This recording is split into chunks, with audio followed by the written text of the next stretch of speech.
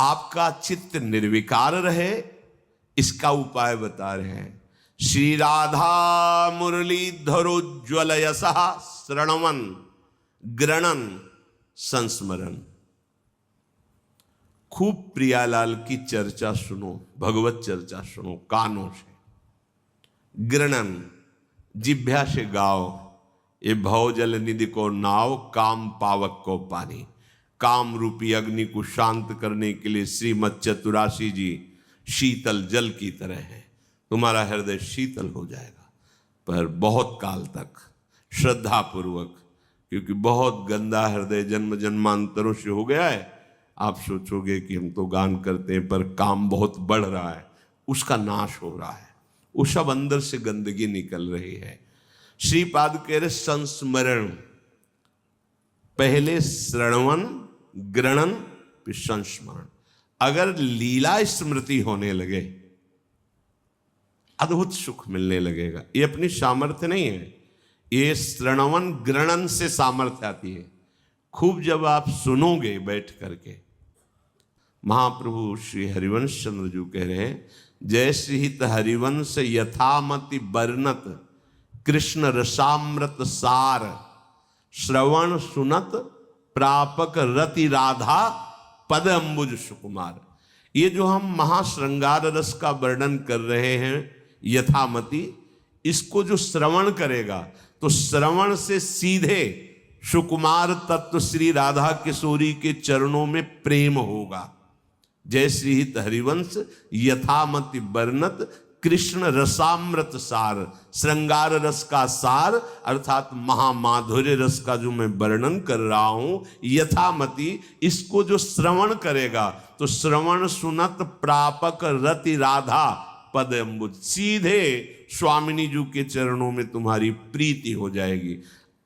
जो बाहर से आए हुए जन हैं, जिनको कुछ पता नहीं कि क्या गा रहे हैं, तो गावत श्रवणन सुनत सुखाकर विश्व दुरित दवनी, जैसे हित हरिवंश प्रशंसित श्यामा कीरति विशद घनी, गावत श्रवणन सुनत सुखाकर विश्व दुरित दवनी। कहीं से भी आया हो विश्व का कोई, उसके पाप भस्म हो जाएंगे। जो श्री जी का यश यहां गाया जा रहा है, श्रीमद राधा सुधा निधि, श्रीमद चतुराशी जी, 42 लीला, ये श्रवण मात्र से आपके सारे पाप भस्म कर देगी।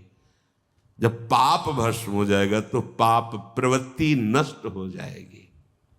इसलिए श्रवण बहुत बढ़िया सा हुआ। हम सबसे यही कहते हैं जो साधक जन भगवत मार्ग के पथिक है, कि आप राधा के लिए कुंज में बैठे क्यों नहीं, इधर उधर हमें टहलते क्यों नजर आ रहे हैं।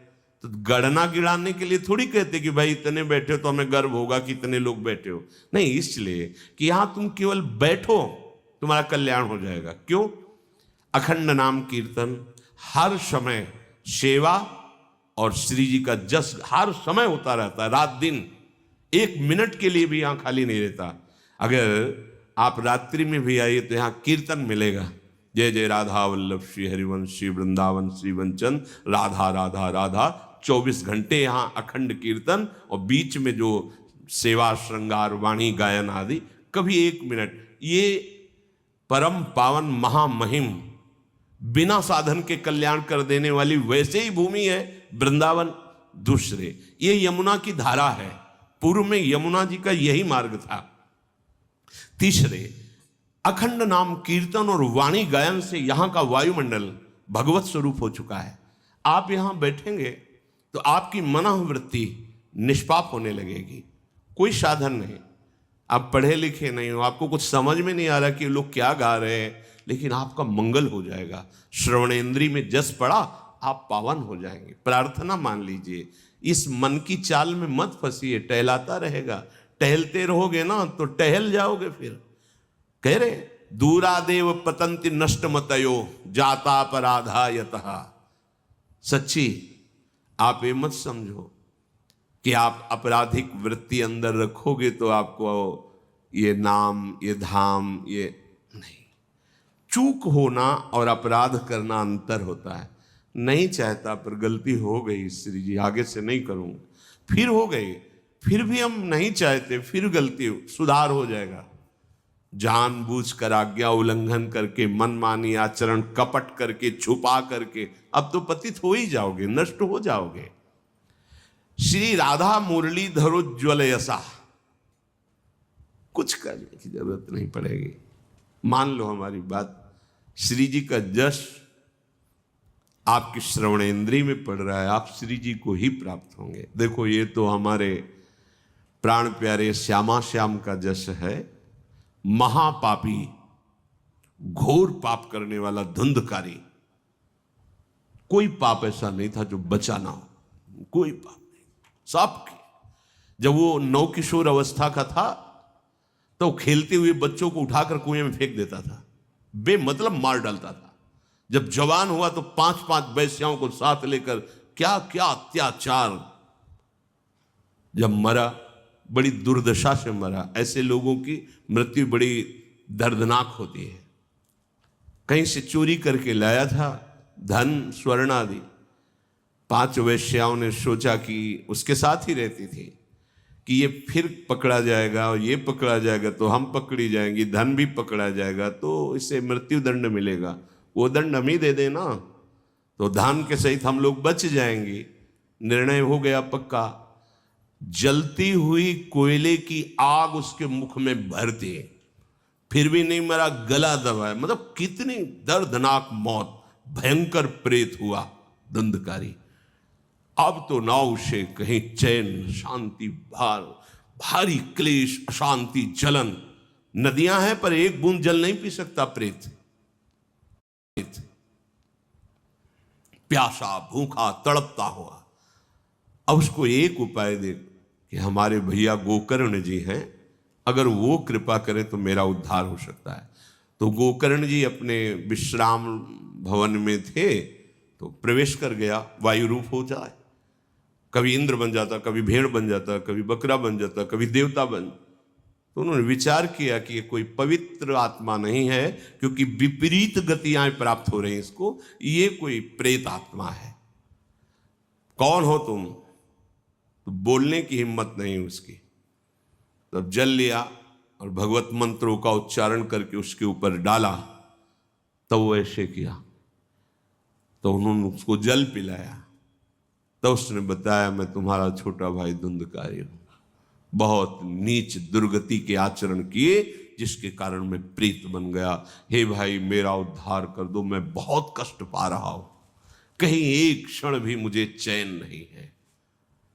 गोकर्ण जी ने कहा, भाई कर्मों का भोग तो भोगना होता है, पर फिर भी तुम हमारे समीप प्रार्थना कर, हम उपाय ढूंढते हैं। बहुत संतोष से उपाय पूछा, पर ऐसा कोई उपाय नहीं मिला जिससे प्रेत योनि से मुक्त हो सके। गया में भी जाके श्राद्ध किया, बहुत से कर, फिर वो दिखाई दिया प्रेत रूप में। भैया हमारा उद्धार नहीं। बहुत परेशान हो गए कि ये सब धर्म कार्य करने से भी तुम्हारा उद्धार नहीं हुआ, तो मुझे लगता है कि तुम्हारा उद्धार होगा ही नहीं क्या। तो उनका कोई तो उपाय भगवान सूर्य से पूछा। बहुत ही तपस्वी मंत्रज्ञ थे। तो उनको बताया, श्रीमद् भागवत का सप्ताह पारायण यदि धुंधकारी को सुनाया जाए तो परम पद में आरूढ़ हो जाएगा। अनुष्ठान किया गोकर्ण जी ने। एक बांस खड़ा था सूखा ऐसे किसी, उसमें बैठकर छिद्र में, अब वो क्या जानेगा पापात्मा जी की क्या गोकर्ण जी वर्णन कर रहे, पर कान में श्रीमद् भागवत के शब्द पढ़ रहे थे। श्रीमद् भागवत के शब्द श्रवणेंद्रिय में पढ़ने के कारण एक दिन कथा पूर्ण हुई तो वो बांस की ग्रंथि फट गई। ऐसे 7 ग्रंथियां फटी और वो भगवत पार्षद रूप होकर सामने प्रकट हो गया और कहा, भैया मेरा उद्धार हो गया।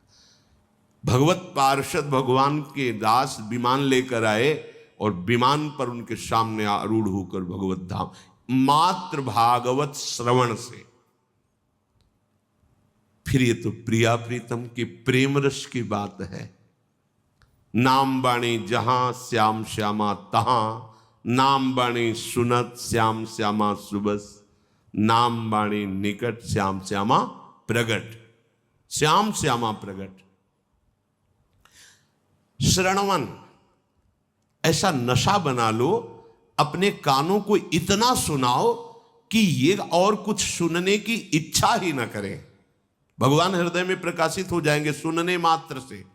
रत्नावती जी को केवल श्रवण भक्ति से भगवत साक्षात्कार हुआ, श्रवण भक्ति से ब्राह्मण पत्नियों और शास्त्रों, और हमें लगता है कि जितनी शरणागति होती है वो श्रवण भक्ति से ही प्रारंभ होती है। इसलिए भक्ति का प्रथम अंग रखा गया श्रवणम।